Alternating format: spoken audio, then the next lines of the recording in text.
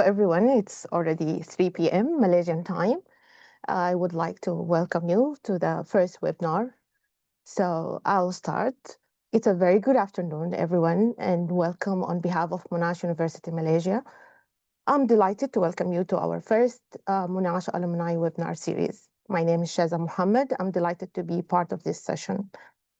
I'm proud to call myself a Monash alumna, having completed my PhD in cancer research focusing on 3D model and tumor translational oncology. My research integrates clinical experience with advanced molecular techniques to gain a deeper understanding of cancer biology and behavior. It's truly a pleasure to be here and to share this platform with such inspiring speakers. This webinar series is all about reconnecting our talented alumni, sharing knowledge, and showcasing the incredible work they are doing post-graduation. We are proud of our alumni and Monash community, and today is a perfect example of that. I would like also to extend my warm welcome and thank you to our program coordinator, Dr. Arneida Husin. Dr. Arneida is a seasoned research professional with an extensive background in biotechnology, specializing in advanced molecular biology and complex biodata mining. She's also the founder and coordinator of Monash Medicine Postgraduate Alumni Group. And we are deeply grateful for her dedication and effort in bringing this webinar series to life. Today, we have two outstanding Monash alumni speakers, Dr. Moorthy and Dr. Farah Rehan, lined up for you. We will be hearing from both, followed by a joint Q&A session at the end. Please feel free to use the Q&A box at the bottom of your screen to submit your questions at any time during the presentation. So, to kick things off, it's my great pleasure to introduce our first speaker, Dr. Mohanambal. Dr. Mohamed is a proud Monash University alumna who completed her PhD in biochemistry and molecular biology. Dr. Mohanambal presents a quest for self-regulatory skills began during her doctoral studies, leading her to become an expert in stress, resilience, habit change. Today, she is a corporate wellness trainer, the founder and managing director of Elevate Wellness, and the author of the book, Wake Up, Fix Your Life Today. Her talk today is balancing life and research. During my graduate journey, my postgraduate journey, balancing life and research, my postgraduate journey. This topic, I'm sure, will resonate with many of us, whether we are in research, industry, or academia. Dr. Mohanambal, the floor is yours. Welcome. Hi, thank you, Shaza, for the introduction. And thank you again, Nurul, Arneida, and the team for organizing this event and inviting me. And I would like to welcome all the participants and also welcome to today's session. And I would be sharing with you how I kind of balanced my life and research, and hopefully some of the tips and techniques that I share can be of use to you. So let me share my presentation.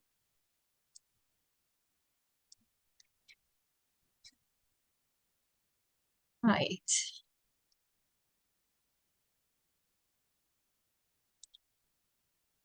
Right, so let's get started. First thing first, I just want to know how's your PhD journey going right now. This is especially for those who are still doing your postgraduate studies. You can use the chat box. You see the word here, chat, then you can use the chat box. You can use the chat box.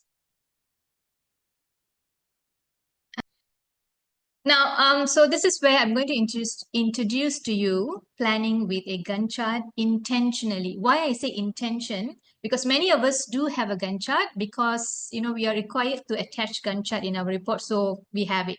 But we don't really make use of the Gantt chart. So the first thing you have to do is look at your Gantt chart. Now, what do you have to do?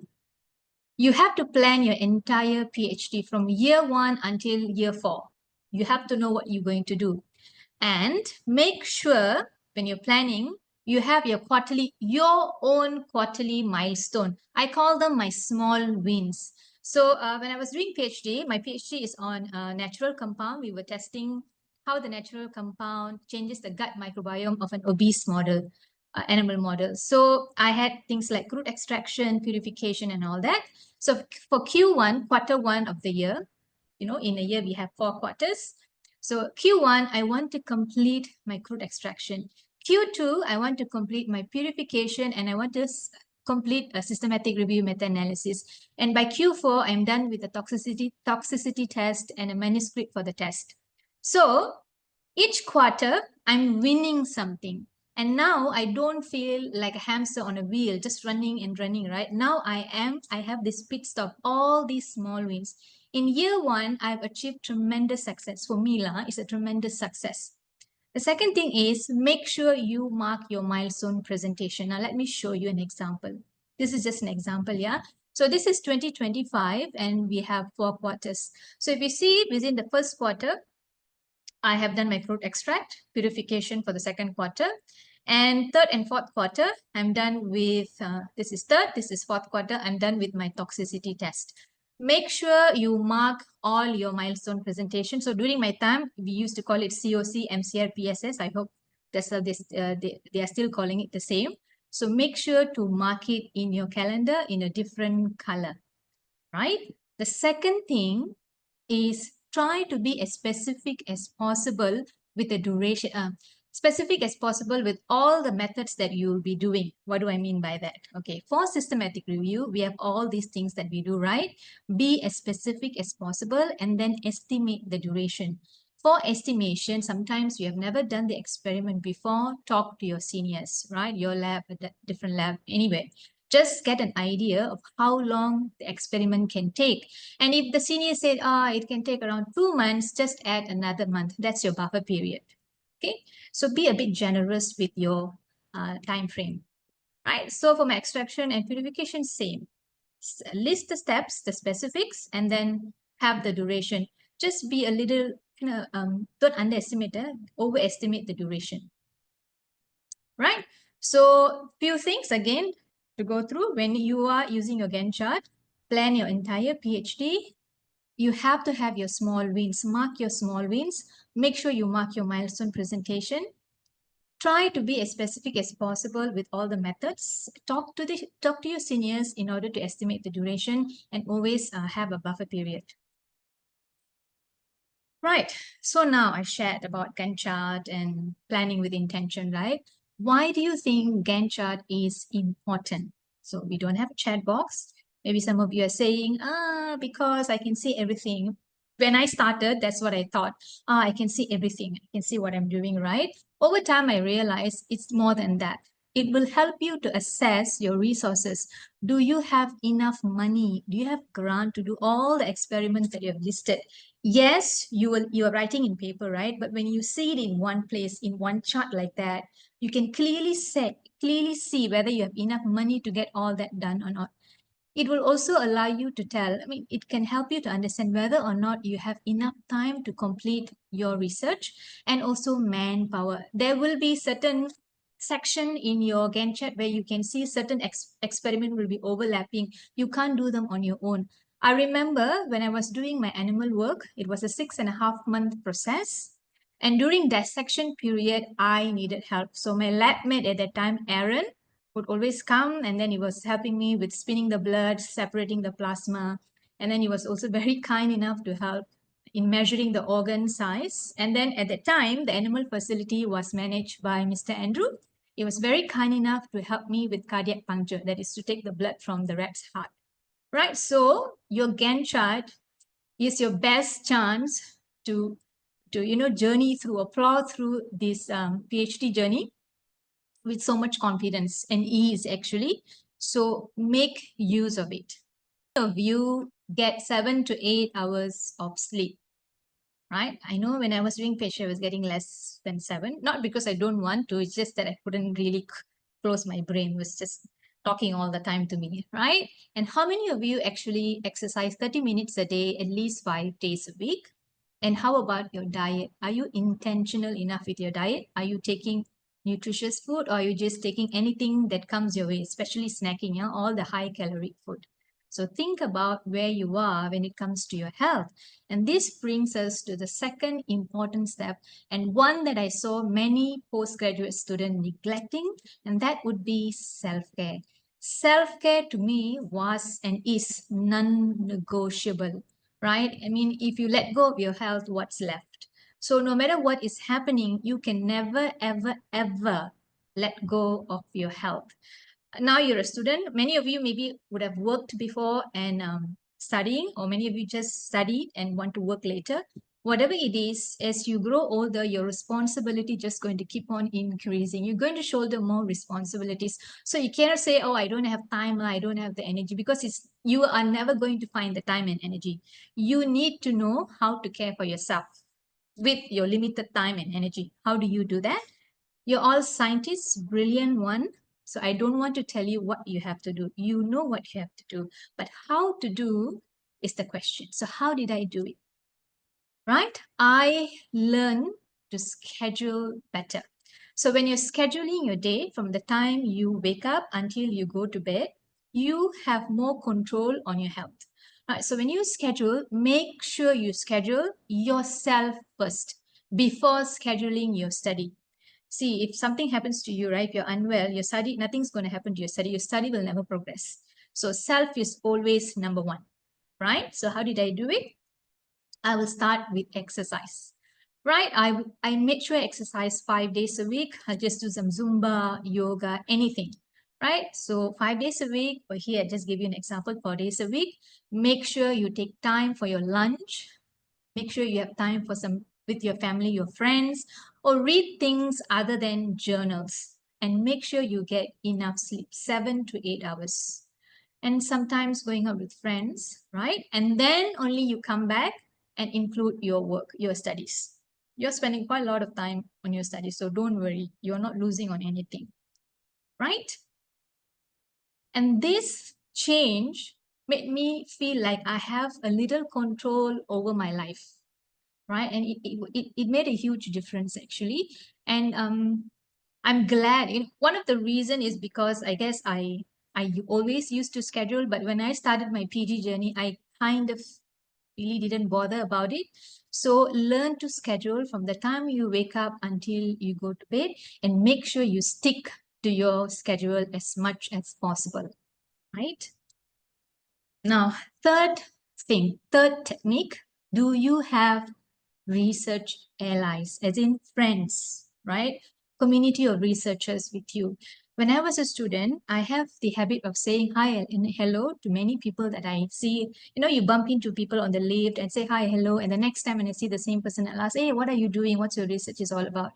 And you kind of connect that way, right? So it brings to the next topic, connection and negotiations.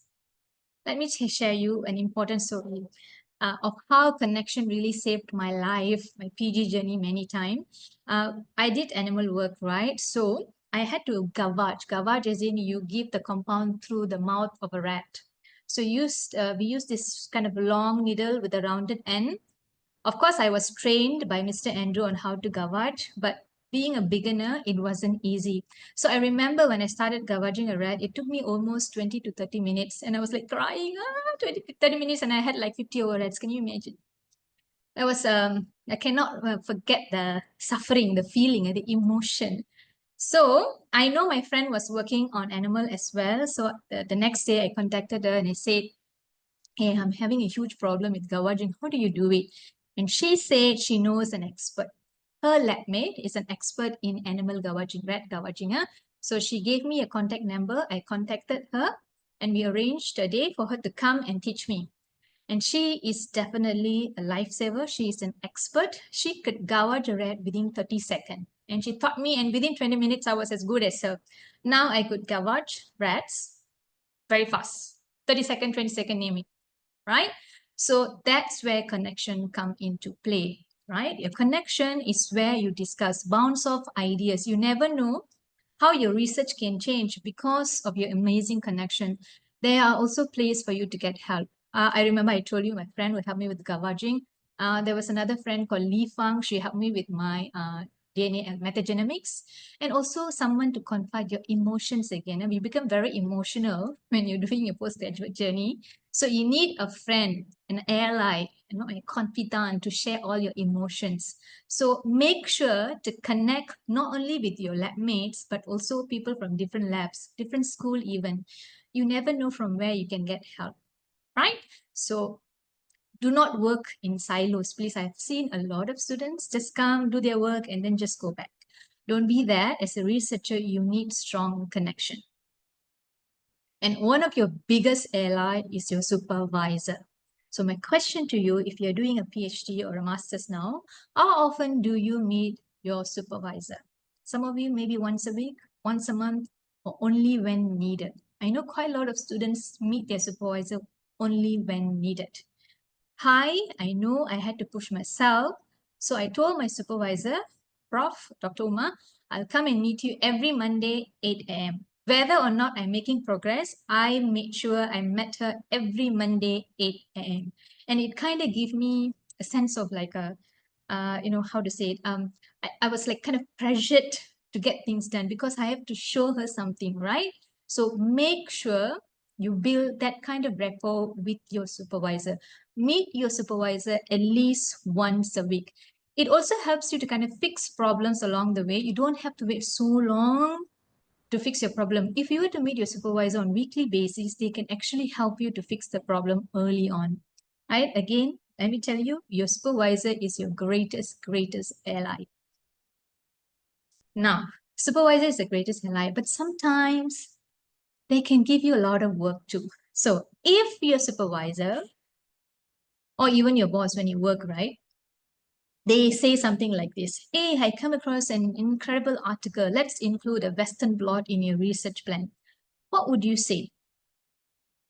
Right? Most of us would be like, okay, prof, I will include it, right? Or some of you may be like, I don't want, prof, I'm already doing a lot. So most of you will say yes or no immediately. I had a trick. Not to say trick, I thought it kind of helped me to build a better relationship with my supervisor, right? We are still in touch. So I usually, whenever my supervisor asks me to do a new experiment, add something new, I will always tell, doctor, let me read the paper and get back to you. And so you have to do it. You have to read the paper and get back to your supervisor because it builds trust, right? So make sure you read the paper and compare the experiment with your objective. Does it fit into your research narrative? Because a research is basically a story. If you cannot fit the new experiment into the existing story, what is the point, right? If it doesn't fit, later you share the verdict. If it fits, then you have to compare with your Gantt chart. Do you have the time? Do you have the resources? If the answer is no, again, it's a no, right? And make sure in the next meeting to share your verdict. Tell your supervisor, Prof, I read the paper and I think it doesn't go well with my current objective. So I don't think so. We need to have it. If you think you're scared to speak face to face, right? Just text them, right? Easier, right? What happens if they insist? Many of us do go through this situation where your supervisor may insist that you do that particular experiment. In that case, there's two things you can do. One, you say, Prof, can we revisit this experiment at the end once I'm done with my existing ones?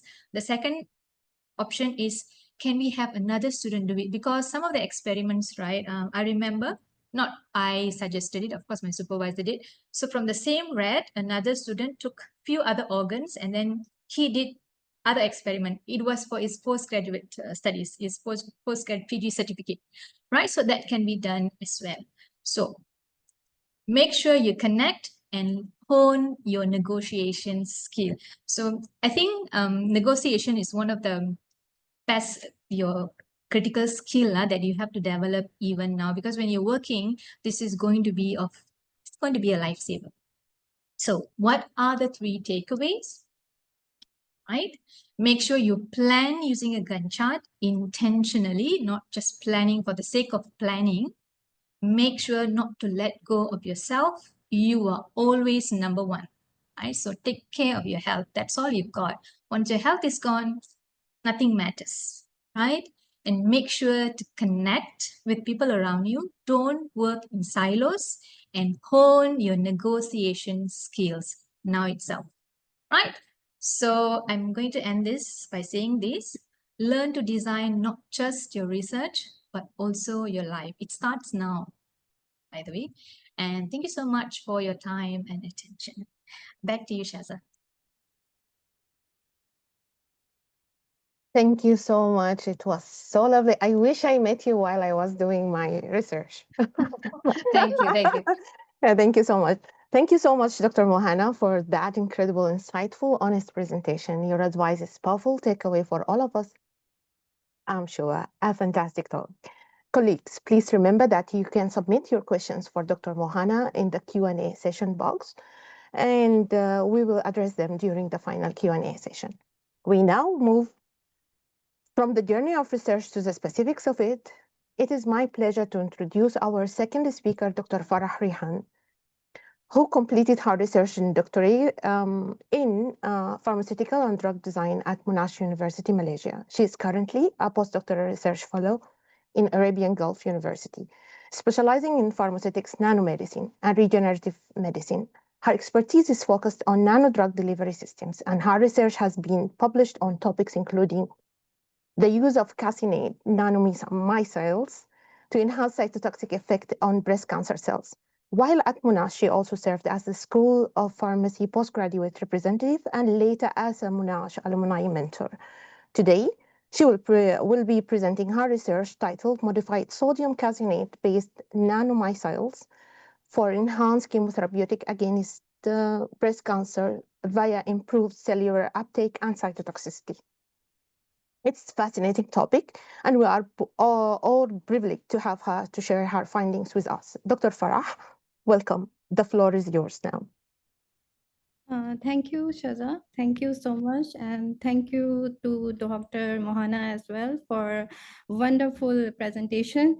And as you have said that you should met Mohana before when you were doing PhD. And I have the privilege that I see Dr. Mohana like maybe a weekly or something. I saw her. I always admire her confidence, the way she confidently moved through the campus. So I never speak to her before like this, but I can admit one thing, that I always I always inspired by the way that she confident. Although we all PhD students, we all going through some kind of mess, but she has a confidence. So I speak to myself that Farah, look, she is also a postgraduate student. She is confidently moving through. You can also do it. So this is like the people never know that you are secretly inspiring others because of your behavior, your confidence, and the way you carry yourself. So this is my big advice to all postgraduate students as well, to be confident, and you never know that you are inspiring others. So let me start my presentation. I'm very thankful to Dr. Arneida and Monash for inviting me to this webinar series. I really feel honored. And today I'm going to share my research with all of you. Although, Yes. Yes, thank you.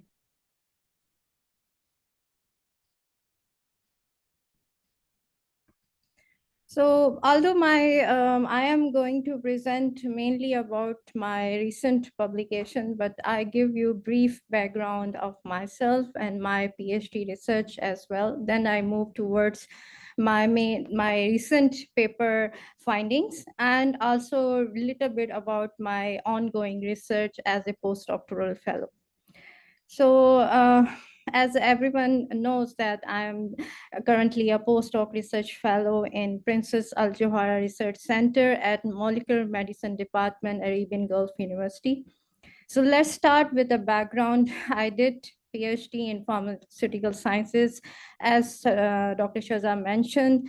Then I pursue postdoctoral training, and between my PhD and postdoc, I also served as an assistant professor and also a lecturer in Malaysia and this opportunity give me an honor to teach pharmacy students because of my strong pharmaceutical background.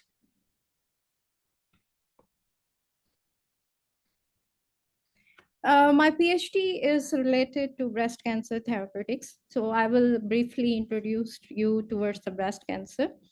I give you some awareness about it, that it is #1 cancer among women. And 1 in 20 women worldwide will be diagnosed with breast cancer in their lifetime. And during the recent publication of Nature, it was published that if current rate continue, by 2050, there will be 3.2 million new breast cancer cases, and there will be 1 million breast cancer related deaths per year. So imagining this figure, we really have to do a lot about the breast cancer. There are few challenges in breast cancer treatment. Number one is therapy resistance. Most of the patients go through this, and this happens because of the efflux of a drug from the cells to the body. So what happened, instead of killing the cancer cells, it goes towards our body and cause multi-drug resistance. And also because of the efflux of drug, we have systemic side effects, mean it can kill the surrounding cells, which is quite normal, but kill as the drug is killing cancer cells. However, the recent advancement in nanotechnology introduced more tools to address the limitation like prevention, early detection, effective treatment of cancer, and most importantly, improving the comfort of cancer patients. Drug delivery by nanotechnology is quite technical. Because as the word indicates, nano means very small size, about the size of virus. So, but however, if the size is less than 5 nanometer, it can clear through RES system, which is comprised of kidney, spleen, and liver. And if the size is more than 600 nanometer, it is highly likely it can cross the interstitial barrier and enter into our body and cause the systematic side effects. However, if the size is between 40 to 400 nanometer, it can cross the leaky environment of the tumor and retain inside the cancer cells due to EPR effect, release the drug, and ultimately kill the tumor cells. There are various nanoformulation like liposomal formulation that are showing very good efficacy in clinical phase due to their EPR effect. However, still the survival rate and therapeutic efficacy among patients are invariable. And this is because of the problem that I mentioned is the therapeutic resistance. So these formulation also face some therapeutic resistance because of low stability and low drug loading capacity. So in my PhD, we have hypothesized that if we use the casein nanomycelium as a delivery system to deliver anti-cancer drug, it will literally improve the therapeutic efficacy because it can enter the cells not through EPR effect, but also through endocytosis. It can prevent drug degradation, reduce side effects, and enhance drug bioavailability. Sorry. Casein is actually the milk protein. It's a natural polymer, and it consists of 3 main units, alpha, beta, and kappa. And you can't say that it is the mycelium with the hydrophobic tail inside and hydrophilic head outwards, but actually the two main models, the submycelium and Holt model, is one of the most accepted models, where they said that there's a core of alpha, beta, and calcium phosphate, which is stabilized by kappa casein. And because of this the hydrophilic shell of kappa casein, it provides the steric stability, the stability problem that the liposomal formulation is facing. The casein mycelium will have the steric stability, and because of this stability, it cannot be taken by spleen, liver, or kidney, and that assist in prolonged circulation of casein mycelium inside the body. So as Dr. Mohana mentioned that we should have some plan. for our PhD. So this is my research design. It cannot be as it become very good after your PhD, because initially it is very messy. You have lot of changes, lot of addition, lot of cutting and addition of all the experiments. So it can be only perfect after you have your PhD and you're writing your thesis. So I hypothesized that casein micelle could be successfully formulated, and we can lower paclitaxel and doxorubicin. We can overcome toxicity and improve therapeutic efficacy. And for this, to scientifically prove this hypothesis, I make 3 objectives. And to achieve these objectives, I have list of in vitro and in vivo experiments over the course of 3 years. So first we do is to optimize our micelle, load paclitaxel. It is not as easy as it is mentioned here. It is full of lot of problems. And what we have the improved toxicity, improved efficacy, sorry. And we have very good results in animal models as well. In the paper where we loaded paclitaxel as a anti-cancer drug in our micelle. In my second objective, what we have to load the doxorubicin, but here we have another challenge. That is, I have to give my drug through oral delivery. Because oral giving the anti-cancer drug through oral look very fascinating, but very challenging when you are doing the experiments. So, but to my surprise, my oral delivery is actually working well. And it around 8 times, it provides 8 times more efficacy as compared to free drug. And one of the major finding that I have is that because doxorubicin is cardiotoxic drug, and whenever the patient have this doxorubicin, they have cardiotoxicity. However, in my through my micelle, there is very negligible amount of doxorubicin in the heart, and most of the amount goes to the doxorubicin, sorry, to the tumor. And these all experiments resulted into very good publications. I published 2 articles over these experiments. Now, talking towards my recent publication, where I functionalize my micelle, and I have the hypothesis that if we modify our micelle, we can have the enhanced chemotherapeutic efficacy through improved cellular uptake. We checked a lot of salts, that how can various salts can improve the loading capacity of the micelle by lowering the particle size of the micelle.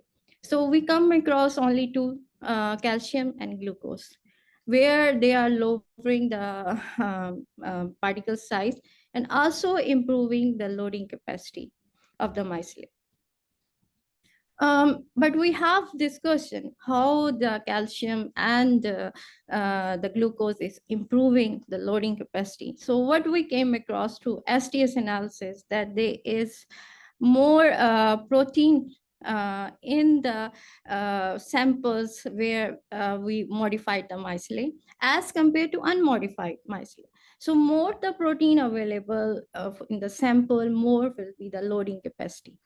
We not only check the total protein quantification, we centrifuge the samples and also check the protein in the supernatant and the pellet.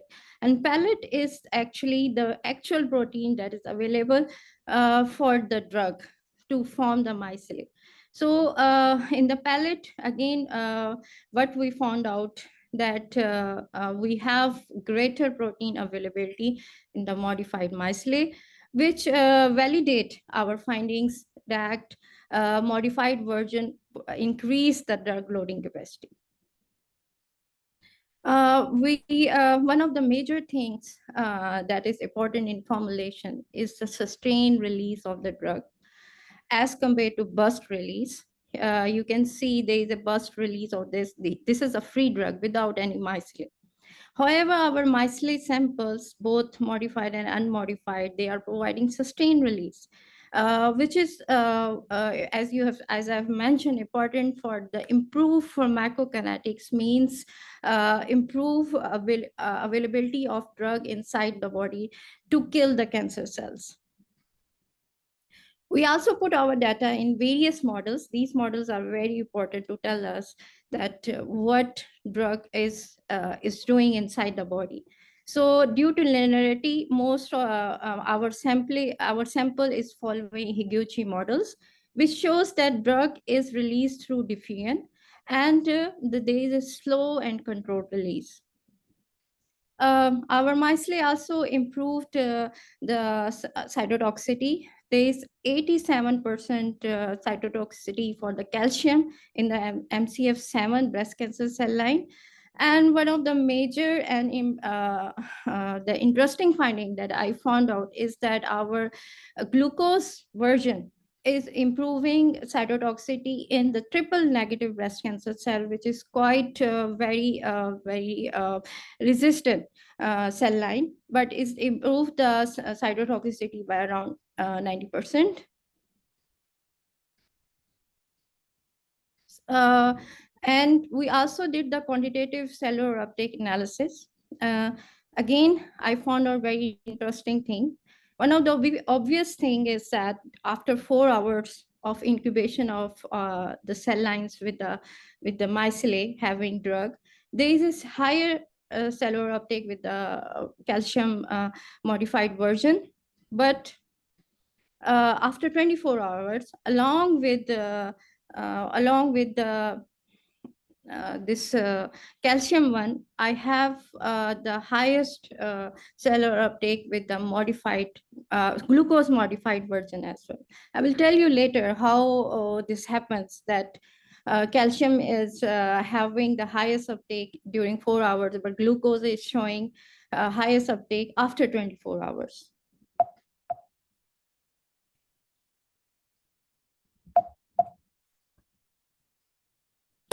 So the highest cytotoxicity and improved cellular uptake with the calcium version is because we have enhanced structural stability, and there is a control release, as well as there is a caveole mediated endocytosis. As I mentioned before, that our mycelate will not only enter the cancer drug through APR effect, but also endocytosis. And how we found out that it is caveole mediated, the next slide will answer this. As I told you that after 24 hours, our glucose is actually showing more cellular uptake. This is why, because they are glucose transporters on the cancer cells, specifically triple negative breast cancer cells. So by the time like cancer cells, what they have a metabolic shift. And due to metabolic shift, they actually have to provide lactic acid, and that lactic acid helps the cancer cells to spread through all our body. And to produce that lactic acid, our cancer cells need glucose. And when they need glucose, what they do, they let our glucose modified mycelate inside their cells to get the glucose through glucose transporters. And this metabolic shift is also known as Warburg effect. Because of this ability of cancer cells, they increase the uptake of the glucose modified mycelate. And the caveole one actually play very important role in this Warburg effect. Actually, it initiates this Warburg effect. So what we found out, that our endocytosis is through caveole mediated. Lastly, we also have to check what is the role of protein corona around our mycelate. Protein corona actually is very important in telling the pharmacokinetic of mycelate once it is inside the body, because our body has a lot of proteins. So once you have the formulation inside the blood, a lot of protein come across and make a corona around your mycelate. So this corona actually determine the fate of the formulation, whether it can helps protein corona helps the formulation to move across the body, or consider it as a foreign body and let it remove from the body. So what we found out through LCMS that we have most of the protein that is surrounding our mycelium are the transport protein. And that transport protein facilitate tumor targeting, delivery, and also increase the circulation time, which improve the cellular uptake, which improve the cytotoxicity, and resulted in higher therapeutic efficacy. So this is all about my PhD research. Now I have the transition from nanomedicine to regenerative medicine. It's not easy, but what I have common thing is that I'm working on exosomes or extracellular vesicles. Exosomes are actually, they are natural nanoparticles. So I'm utilizing my the nanomedicine knowledge and expertise here. And these exosomes are actually the release, they release from the cells. And before 1996 or before 1990s, it was considered that they are actually the waste of the cells, but they are not waste. They play very important role in intracellular communication, because our cells communicate with each other. And what are the source through which they communicate are the exosomes or extracellular vesicles. And they carry very important things that RNA, lipids, proteins, which play very important role in various processes like tissue repair, even cancer progression and inflammation. So I'm getting exosomes from the MSCs. These are mesenchymal stem cells. And these stem cells I am getting from the adipose tissue of the patients. We process the tissue and then we get the stem cells. And from the stem cells, I am isolating, and purifying exosomes to explore its role in differentiation of MSCs to beta cells for the insulin production, and also to the chondrocytes, because of the arthritis patients. Most of the arthritis patients, they were not able to have good therapy. But if we produce chondrocytes, one of the major cells of the bone, inside the lab, and inject those chondrocytes to the osteoarthritis patients, we can improve their life as well. So I am differentiating the stem cells to these cells, and I'm exploring the role of exosomes in differentiation. And at the end, I really want to acknowledge Monash University. Monash University has been very instrumental in shaping my journey as a scientist, and because of the rigorous academic environment, and also the support from faculty, as Dr. Mohanambal mentioned, and the diverse community at the Monash that enrich my experience and provide me with a holistic approach to problem solving and innovation. And thirdly, my time at Monash is equipped me with the knowledge and passion for continuous learning and discovery. I'm really grateful for the opportunities that shaped me into the scientist that I am today. So thank you, everyone. I'm not sure why yes, thank you, everyone. And again, I'm really thankful to Shaza and Dr. Arneida and Monash University for inviting me here. Thank you so much. Thank you, Dr. Farah, for the excellent and clear presentation on such a complex, important work. The potential of this technology is truly remarkable. Thank you so much. I mean, I did my work on breast cancer, so I mean, again, I wish I met you before I finished. I did 3D model and I did organoid, and yeah, it's very interesting talk. Thank you so much. Thank you. Thank you.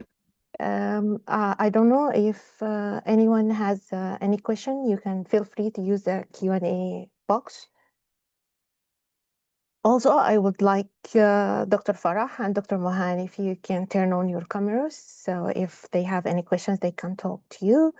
I can see a message here from our coordinator. She's saying, attendee, you may use the raise hand feature to interact directly with panelists, or I mean, of course, with the presenters. I have not.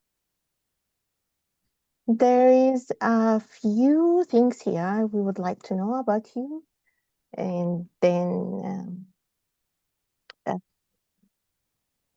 I'm gonna ask Dr. Mohana first. So during your PhD journey, what was one of the the toughest personal challenges you faced, and how did you stay motivated through it? To be fair, it's Imran's question, so I'm reading it. I'll have my own when it comes to it. Okay. Toughest is personal one.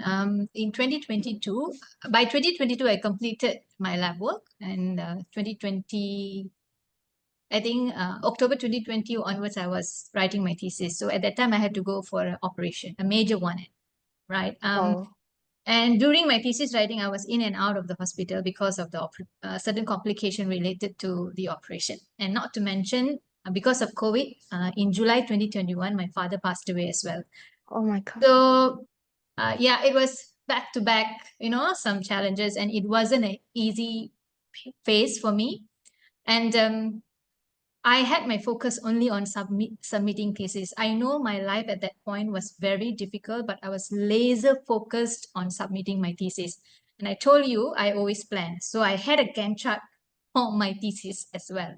So I shared my thesis plan with my supervisor, and I made sure I met her regularly in order to get that sorted out. And I knew once I am done with that and I can, finally recuperate. So yeah, that's how I went through that 1 year. 2021 was very tough for me. Yeah. That is tough. I'm not gonna Yeah. say anything. I'm glad Yes. you are okay, and you don't look one bit like if you have been through that hurdle. So Yes. applause from me. Thank you. There is another question. Okay, so um, you spoke about managing stress, maintaining work-life balance.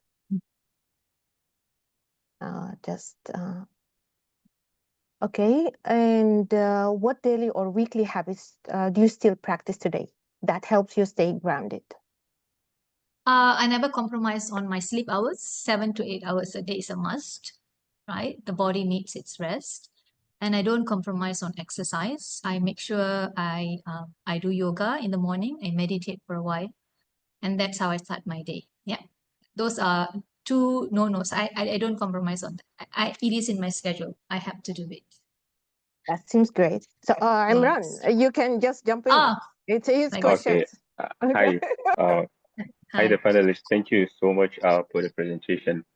So I would like to ask the first presenter, that is Dr. Mohan, is there any mechanism in which one can use to recharge himself when he feels down during PhD? Because as you mentioned in your second slide, sometimes you feel down, I mean from the emojis. So is there any universal mechanism in which the postgraduate student can use like to recharge themselves or to get back to the track, something that will be like a rewarding system for them?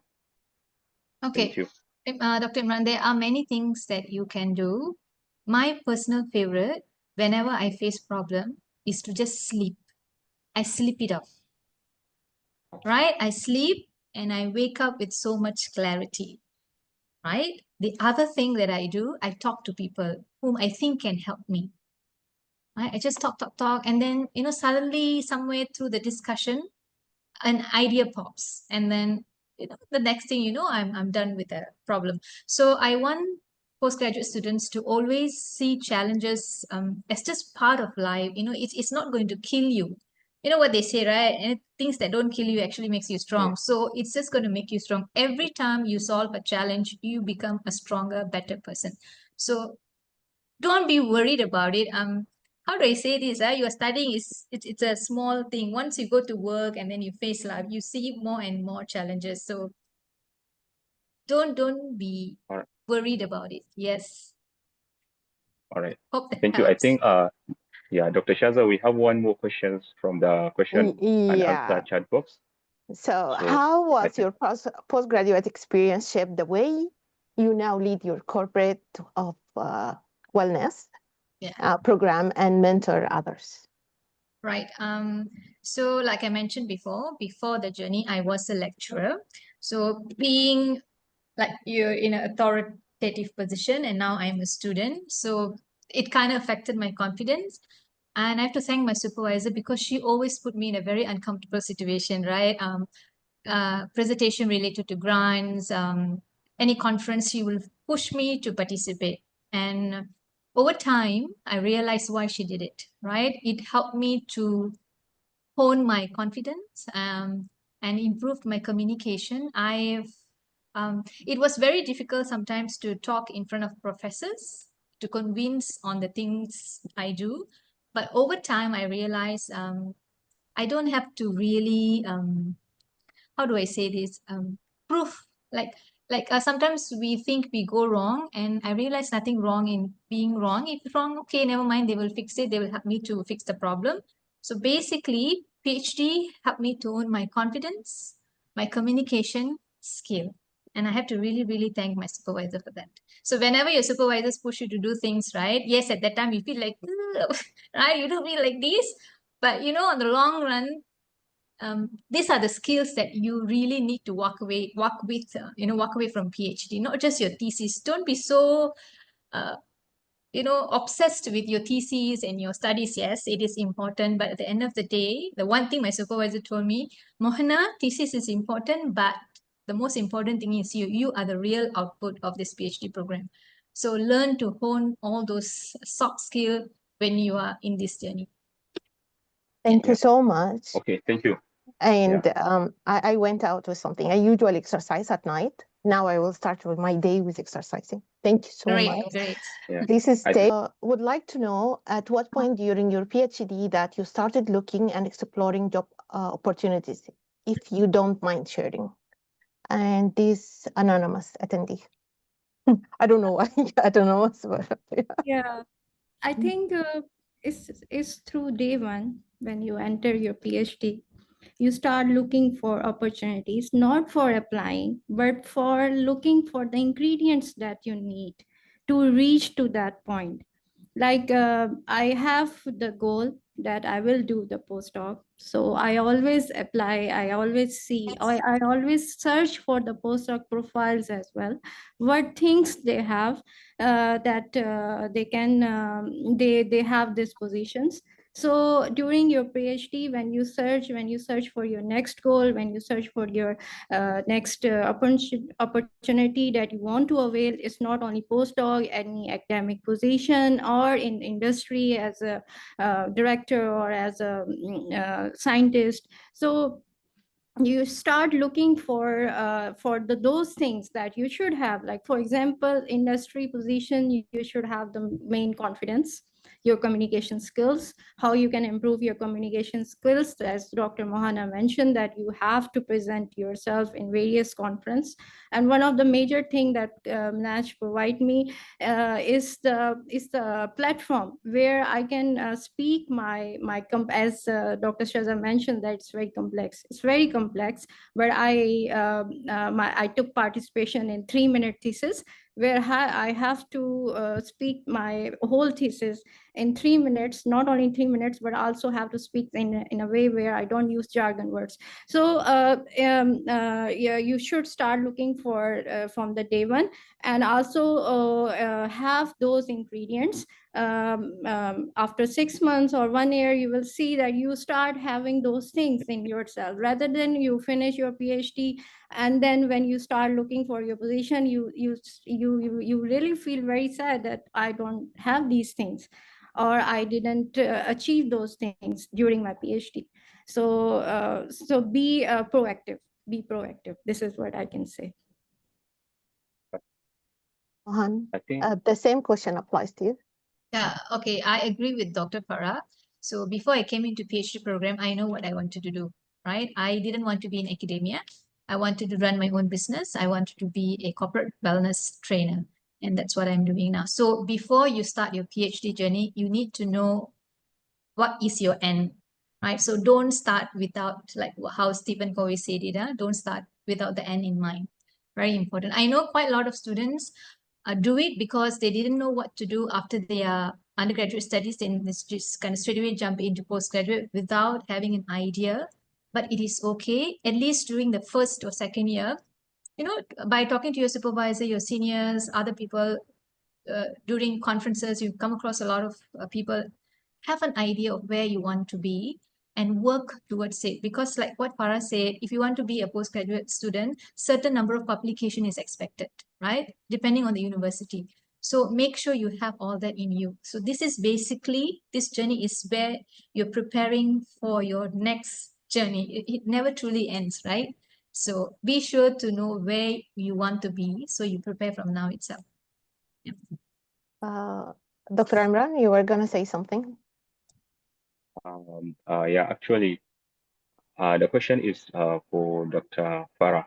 Dr. Farah is working on isosome, right, recently on the regenerative medicine.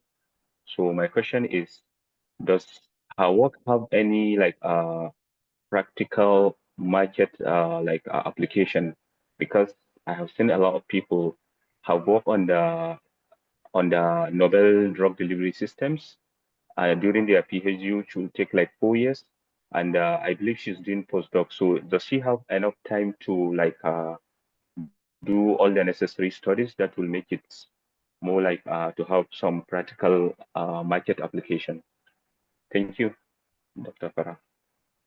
Thank you, Dr. Man. It's very nice questions. Yes, I like these are the questions that were asked from my students as well when I was academic in academia, that you did a lot and you really work very hard on your formulation. Why you are not taking it towards your clinical application?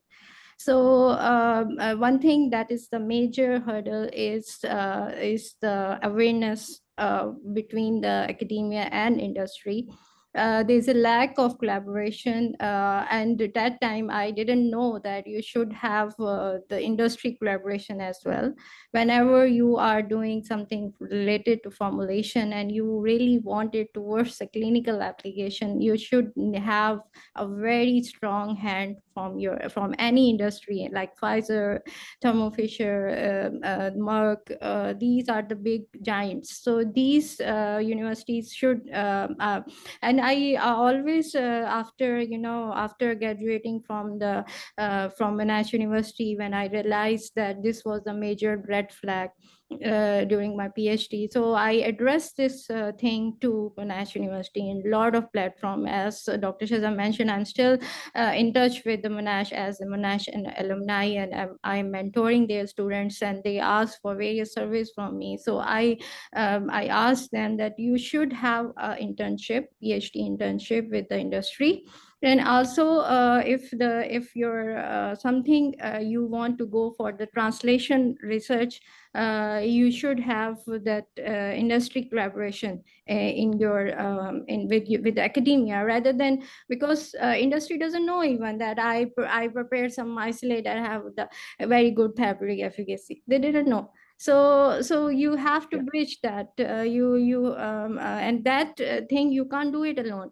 You need a support from the university. You need awareness as well. So a lot of the students doesn't have the awareness, nor they are confident enough that okay, I am doing something that is helping patient, and I should go for the translation research. So it's my advice to all the postgraduate students who wants to go for a PhD is to proactively looking for a supportive role from the industry, and also for the supervisor. Like if I got the chance and in future as a academic mentor where I have to supervise some students for a formulation, I will definitely go for a collaboration with some very good industry, so that it can that patent help not only the students but the academia as well for whole long years until that product is available for the patients. So thank you, Imran. That's a very good question. And this is one of the major things that I'm addressing still. And I will address until it will be a part of the that PhD journey. Dr. Farah, there is a few prepared questions here for you. I'm gonna ask them. What were the biggest hurdles you encountered in optimizing nanomedicines formulation for drug delivery? Yeah, it's not one. It's a lot of formulation, and Shaza, you can't believe that as Dr. Mohana already mentioned that we have the 1 year presentation. You know, after first year you have to present your whatever you are delivering. So when I delivered that during my my first year, so one of the very good examiner, very good, I really thankful for him. That time when someone is criticizing your things, it's really hurt you because you know how much hard work you did. But that critical and very good feedback is very important for a person to be on the right track. I was not on the right track and I was doing something big problem, and that will definitely cause me a big problem after like 2 years or 3 years. But that time that examiner helped me and asked me a very good question, that what if this happened and that. And after 1 year all my work was like zero. What I did before was zero, because and now I have only 2 years to do it, because I was on scholarship, and 3.5 years you have to complete your PhD. But that was a major hurdle that I had, that after 1 year what you see that all your previous things, in spite of all the planning and all that. So one of the important tip that I want to give to postgraduate students, that Dr. Imran mentioned, that what to do when you feel sad. You have to believe one thing, that whatever you are doing, it's going to be a mess. It's going to be, they are going to be a biggest challenge for you. What we do, we say, okay, we did that, and it's so amazing. We will never face, because we work so hard on it. It will never go through any problem. We will never go through any problem. And after when you have that hurdle, again you are in your denial phase for 3 months or 4 months. No, it's not going to be happen. It's never going to be happen, or it should not be like this. But don't be in, it's okay, you feel sad, but I said that be proactive. Always believe that it going to be something going to be happen to you during your journey. You have to be fully prepared for it. You never know what it is. I'm not giving you a negative thought of it, but I'm preparing. I'm saying you have to prepare yourself. Yes, I'm going through a very tough journey. It will be very tough journey. It will be full of bumps, but I have to cope. So don't be in a denial phase for a long. Well, so I was sad also, and I was in denial phase, but I quickly fixed myself, that okay, I did wrong, everything is mess, but what my task is here, to listen and to be in close collaboration with that person who told me the question, who actually asked a question and put me on the right track, that what is the main thing that he think is giving me a problem, and how can I improve it. So I asked from that collaborator, and that collaborator actually become my supervisor in the project. So so this is how you can turn your arts into your events. So and be very grateful to the people who give you this feedback, this critical feedback, and have this. And then I, through this, I told you this, there is not only one problem that I got a lot of problems, but few tips. Be proactive, don't be in your denial phase, turn your arts into your event. So these things I applied, and I was here where you can see my publication. Thank you so much for sharing. I faced the 1 year thing because I joined during COVID. So during my COC, I had nothing, zero. What to present? What am I doing? And then I just like, and I graduated. Yeah, yeah. Yeah, I yeah, hope so. You applied the yeah. same. I hope so. I hope so. Yeah. Still, my papers are Yeah. still going. Okay. Okay. Hi, guys. I'm Maria Vakar, and I was a student of Dr. Farah Rehan back at my undergrad. So I hope she remembers me. But I have questions for my previous instructor and also for Dr. Mohana.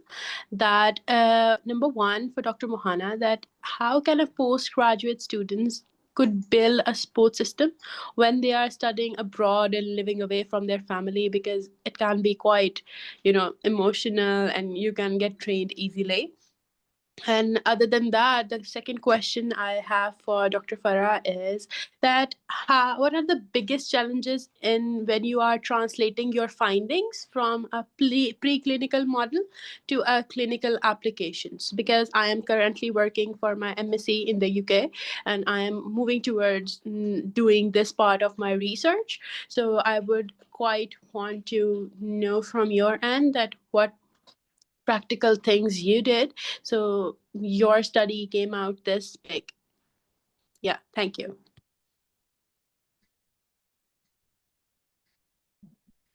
Hi, Maria. So thanks for the question. So how do you manage the emotions when you are away from your family? It is a tough one, I will not deny. Of course, it's going to be very difficult for you, especially if it is the first time you are away from your family. Having said that, you need to build your support system where you are. So your support system comes from your lab mates. Make sure you build a good rapport with your lab mates, talk to them, get to know, go out, with your lab mates, meet your supervisor. Like I mentioned in my presentation, your supervisor is your greatest support system. My supervisor always backed me. Like what Farah said, we always mess things up, right? Always mess things up. And I will always report to my supervisor, doctor, I did this. And she never once scolded me because, I already built that kind of relationship with her. So I know it's difficult, but slowly build that relationship with your lab mates, with the people from different labs, and also with your supervisor. And of course, always get in touch with your family members. I'm sure you do talk with your family members on a daily basis. Just talk. You need that person, right, to share your emotions, share what's happening. You do have to find that one person at least in your immediate circle, and of course with your family. So if I'm studying abroad, that's something I would do. Yeah. Hope that helps. Yes, thank you. Okay, thank you, Maya, for joining here. I'm really glad that one of my students is here and is like going towards a very progressive journey. For first of all, congratulations that you are doing master in the UK. I'm just answering your first question as well, because I've also suffered the same thing, like away from the family. And even during postdoc, I was away from my immediate family, and it was really a roller coaster for me. So one thing that helped me is my passion. Second, as Dr. Mohana mentioned, you should have a very close connections with, it may not be your supervisor, it may not be your lab mates, but find someone that you can vent out everything that what you are suffering. If you will not vent out, what will happen that it will gather up in your heart, and ultimately I'm not saying you have a heart attack, but you have a panic attack as well. So vent out and take care of yourself and speak to your family very oftenly. Like very, like, I'm not mentioning my age here, but I am like quite old, but still you can't imagine, I still talk to my mother daily, like sometime 1 hour, sometime 2 hours, and sometimes it extend up to 3 hours, although I'm a mother also. So this is how I am coping, because your family is your immediate therapist. you should explain them everything. Don't shy that whatever you're feeling, explain to them everything. Tell them what you are first suffering, how you are coping with struggles, because they don't know how you're coping with struggles. So you should tell them. You should be proud of it. Don't be shy that I feel this, I go for this, or I have this problem or this. Don't be shy that, but these things happen because you're moving. You're going out of your comfortable zone. And the second question is that that you asked from me, that what are the major problems that I face of the translation version. I think Dr. Imran asked me the same question, and I said that have a very close networking with the people from the industry. I know that in UK, a lot of, maybe you will get, or you already have the opportunity to meet with some people who are working in industry. So you should meet them. You should connect them through LinkedIn. And as Dr. Mohana mentioned also before, just saying hi is enough sometimes. So say hi to them, ask them the problems, the things that you're working, and be very excited that I am doing this, and I'm very sure that it's going to be work. And one of the main thing that industry people are looking for is that how it can be beneficial to the patient and as well as their business. So these two things, they are very interested. So whenever you talk to them, speak to them about their interest and how can you be able to come up with those interests and help them in that. And these problems I face because when the time when I did my PhD was the ending of my PhD was during COVID time. So I have to end up my PhD. The ending of PhD during COVID is as challenging as starting of your journey during COVID. So I end up with a lot of things. I have a lot of other things that I thought I should start, but I couldn't. But as I said before, that I'm addressing this to many people, also to the managements also, that you should have a close collaboration with the industry. Talk to them, ask them what are the problems that that they are facing and how you can help them in overcoming. I'm not sure what are the problems that you are facing, but talk to those industry people and have a close collaboration with them. Thank you so much, ma'am.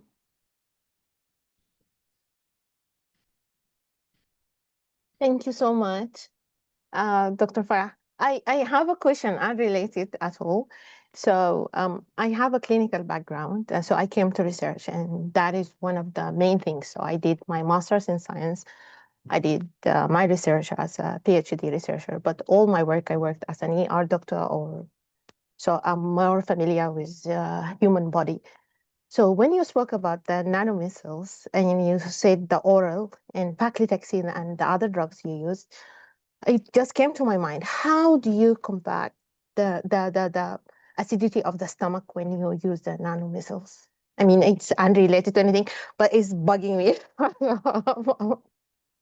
No, it's a very important, Dr. Shaza, it's a very important question. And these are the questions that I always ask from to whomever I explain my research. They always ask this. And because these are the one of the major, and you can't imagine that when I was doing my presentation of second year presentation, that is called MCR in Monash. I hope you are familiar with that. One of the panelists said to me that Farah, it's not possible. You can't give the drug through oral. There will be acidity, there will be enzymes, and you can't do it.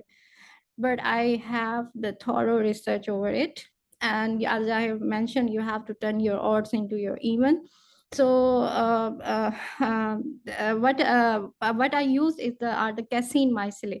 The casein mycelium are actually the milk protein, and I hope so whenever you have milk, you feel your stomach to be full. What happened, why your stomach is full? Because the enzymes, they are taking a lot of time in digesting your milk proteins. So these are the very important things that my enzymes like my mycelium have the advantage over. And secondly, they were stable for in the stomach as well. Specifically, if you have something, like you because you are a doctor, you know that some medicine you give after having a meal or before having a meal. So after having a meal, you have the not the acidic pH or that one, so as compared to before meal. Yeah, So that thing I make sure I always feed my mice before giving my drug. And this is how I come back the acidity. And the second, the enzymes, the major problem, as I mentioned, that proteins, the milk proteins, they are quite resistant. They are not vulnerable, but they're quite resistant to those enzymes and take longer time for the enzymes to work on it. So till the time they work on it, as I mentioned, that the protein corona around our mycelium helps the mycelium to move through the body. So it moves from stomach to the intestine without having the major, digestion of our mycelium. Oh, thank you so much. Also, I have another question, is that how does it target only the cancer cells? Do you have like a targeting for cancer cells, or the increased absorption is also including the normal cells? No, it is specifically related to the cancer cells. And during our animal studies, I specifically shows that other organs were perfectly okay and they were not being affected. And only the tumor is being reduced. And it happens because the nano enters the cancer cells only. Due to their leaky environment, they enter into that cells, and because of their smaller size, they enter into the leaky environment of the tumor. And our mycelium not only entering through EPR effect, means enhanced permeability retention effect, but also through endocytosis. So, and these two processes help our mycelium to enter only the tumor cells, affecting the tumor cells, not I also showed there is a very low amount of our mycelium inside the other organs, specifically the doxorubicin I showed in my presentation, that very negligible amount found in heart, but the more amount is found in the tumor. So these Thank you so much. Thank you so much. I can't wait for it to see it translated into humans. And yeah. I believe so. I believe so. Yeah. Yes, Dr. Imran? What suggestions do you have for dealing with a supervisor that is unsupportive? I have had so many PhD students not getting the guidance they require, especially when they first start their PhD. It actually delayed their progress by months. So that's the questions, and it's addressed to Dr. Mohan. Okay, thanks for the question. First thing is you have to do your due diligence even before joining the PhD program. Make sure you find the right fit. So you have to talk to people, especially students supervised by the supervisor, right? If you know who they are, have a conversation with them. I was very lucky. My supervisor, when I first met her, she introduced her students to me. So I had some time to talk to them about her. I mean, I got that good vibe because they were finishing on time. That is already a good indication, right? So the next thing to look for is the students of the supervisor. Are they completing on time? Are they graduating on time? That is also another signal you have to look for before joining the program. Now, what happens if you join the program and then you find your supervisor to be unsupportive? Now, you have that one semester, right? See, if you fix appointment and then your supervisor is just keep neglecting, they don't want to respond, and you already know your supervisor is not going to be of any help, why stay, right? Just look for another supervisor. Don't waste your time, right? You have to be brutal, right? If they're ignoring you, you have to do what needed to be done. I know it's hard. It can be of problem to them, but if you want to take care of other people's feeling, what about you? You have to complete on time, and you are on scholarship, and it's limited. So just find a different supervisor. You don't have to sit and wallow and be a victim. Don't be that. That would be my advice. I know some of you are not going to like it, but this is how the world works. Yeah, that's all from me. Dr. Mohana said very right. It's a very, very holistic approach and very brave approach. Most of the people lack this kind of confidence, but once you see the red flag in your supervisor, like lack of communication, lack of being supportive, and like being scolding and making you making you feel like that you are not prepared enough for your PhD. You are here because you are already prepared. You went through a lot of things, a lot of scrutiny, and the people choose you as a postgraduate students means you already have those capabilities. So first, I'm not saying don't go for it quick. First, you have to see a few things before moving to another supervisors to be more clear. Number one, have a very clear communication with your supervisor. If you feel like if they are not being supportive, speak to them. That give you a fair chance that I spoke to my supervisor, and believe me, these things require a lot of confidence, and this is the start of your PhD, like moving out of your comfortable zone. Like talk to them. It's very difficult for a PhD student to talk even. I can imagine that you can't even talk during your PhD. So be talkative, be very confident enough to communicate your problems, and if they were not being addressed, then change your supervisor, because this is your first point. You already get the evidence that you shared your things. And you have, for that you have to maintain a very clear communication. Be, as Dr. Mana mentioned, that speak to them during initial when you're starting your PhD. If not once, you can also meet them 2 or 3 times a week, because you're just starting your PhD, so that you and your supervisor should be on the same page. Thank you. Thank you so much, and I'm very thankful for your honest opinion and honest advice. And I hope they replied for the person who asked the question. I learned a lot. I'm going to close this session. It was very nice. I'm going to use the words of my colleague Imran and our coordinator, Dr. Arneida.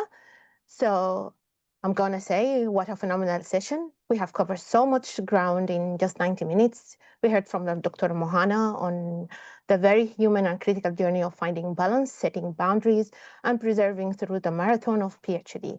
Her practical advice on managing personal and professional demands of research are invaluable. And we then dove deep with Dr. Farah into the world of nanotechnology, seeing firsthand how Monash alumni are developing cutting-edge solutions to major global health challenges like breast cancer.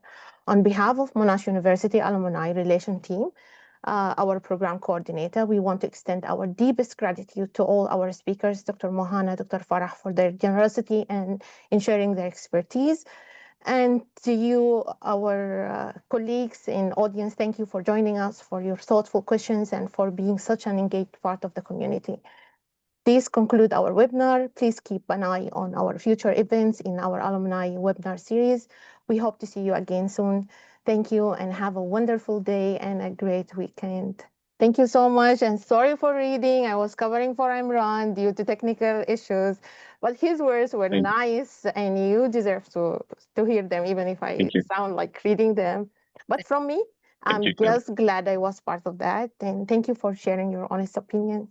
Thank you for Thanks a lot. Bye. Okay, Bye. bye. Bye.